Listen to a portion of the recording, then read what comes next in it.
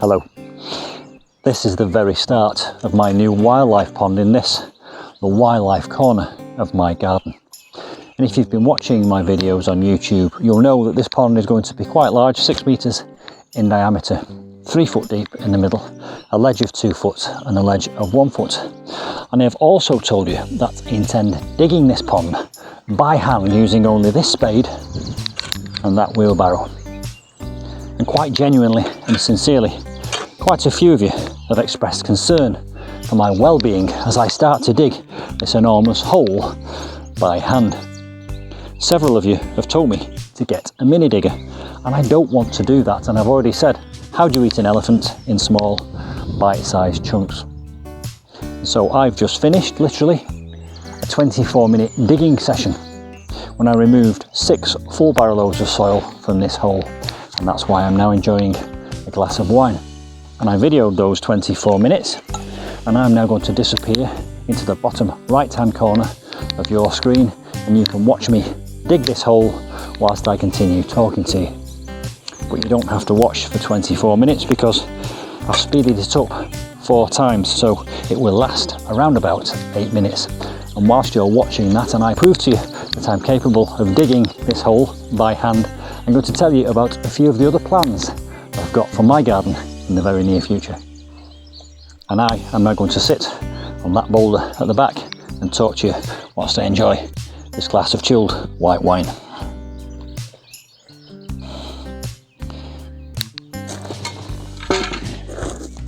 And as I sit, I'm reminded of that poem, "What is this life?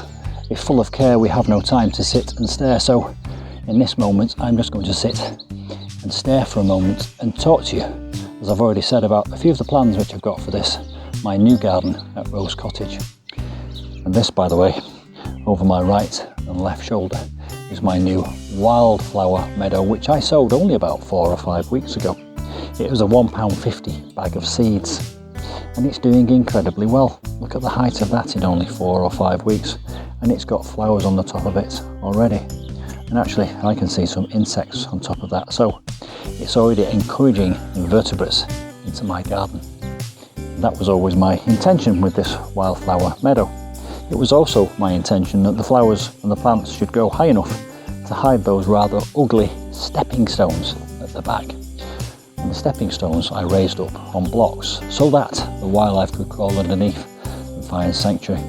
And in fact, I just moved a flagstone from over there where I was about to pile up the earth from the soil, and I found no less than 3 toads hiding underneath that flagstone, and I moved them to a safe position underneath one of the others. So again, my wildlife zone is already starting to take effect.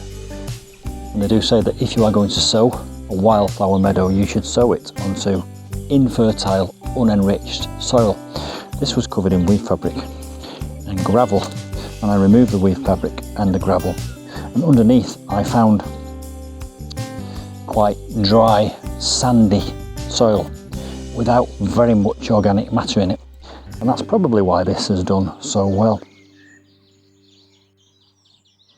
The seed mix contained about 20 different varieties of seeds, and one of these days I'm going to use one of those plant identification apps and go around and understand what plants I've actually got here. Over there to my left is a log pile and a hibernaculum. The log pile is pretty self-explanatory as the logs break down and decay. All the microorganisms start to get to work, and that's the bottom end of the food chain. And we need that bottom end of the food chain to feed the next level, and so on up to the top. Every part of the food chain is important, and that's why I've put a log pile over there. The hibernaculum underneath the log pile is a large chamber full of rubble and crocks and half plant pots that's covered in roofing felt and buried in soil, and there's an entrance to it under a flagstone. And the idea behind that is to give wildlife and rodents and other small mammals and insects a place to go and hide for the winter as they hibernate. And because it's underground and buried, the theory is that it should be slightly warmer than the outside temperature above the ground.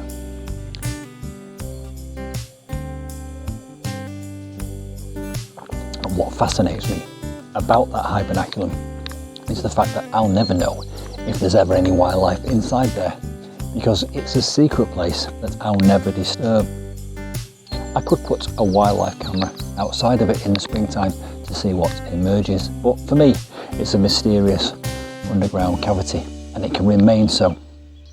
And I've just got this romantic hope that some wildlife does find its way inside there and find sanctuary for the cold winter. Again to my left I have two buddleia butterfly bushes. Those I pruned in the springtime. They're already about 6 foot tall, so they're growing incredibly fast, and it won't be long before they're topped off with thousands of little buddleia flowers. And those buddleia flowers are a rich source of nectar for butterflies and other pollinating insects. And I once did a voiceover for a film about butterflies, and I learned so much about the life cycle of butterflies in that video when I was doing that voiceover.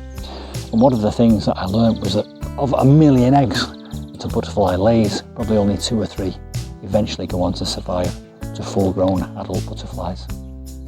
And one of the other things I learned about butterflies when I was voicing that documentary was the fact that they very rarely lay their eggs on the food source.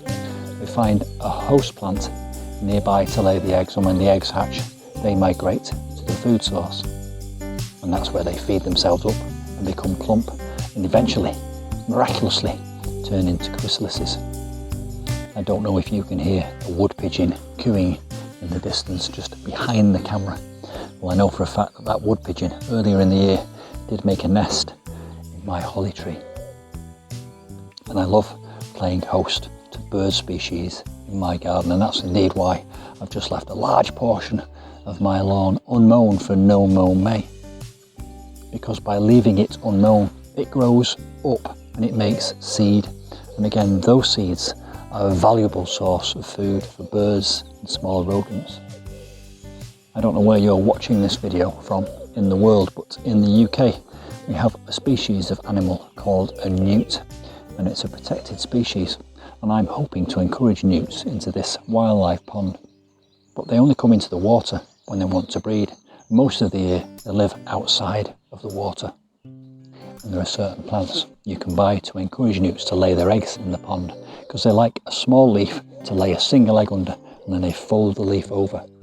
And as I sit here and look up into the light sky, I can see thousands of insects buzzing around. And in fact, the swallows have just arrived back in the UK, and they're actually building a nest under the eaves on my garage, and they're welcome there. And they build a nest out of mud, and they swoop down and pick up mud and water, and they take it back to the nest, and it's like concrete, and it dries, and they make a hole at the top, and that's where they lay their eggs and bring up their brood of chicks. Just on the other side of this hedge, my neighbour has a duck pond, and he's got a breed of duck called Indian running duck, and they're a little bit like mallards, but they stand upright and they run round like meerkats. And very often they bring me half a dozen eggs, which is a great gift because I love duck eggs.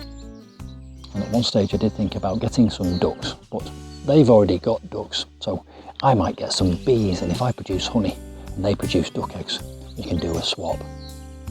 Somewhere in the distance over there, in that direction, at some farm, there is a bull bellowing, and I can hear a dog barking in that direction. And somewhere over there, I think someone is using a lawnmower. And everywhere around me, I can hear birdsong. Despite the fact that this is my Wildflower Meadow, I've also benefited from these here. They were already here, I've not seeded them. These are foxgloves, and at the foot of those foxgloves there are some nettles. Nettles are a great plant for the garden, beneficial for butterflies. You can make nettle plant food, you can make nettle tea, and you can also eat them like spinach. So I always encourage a little patch of nettles in my garden.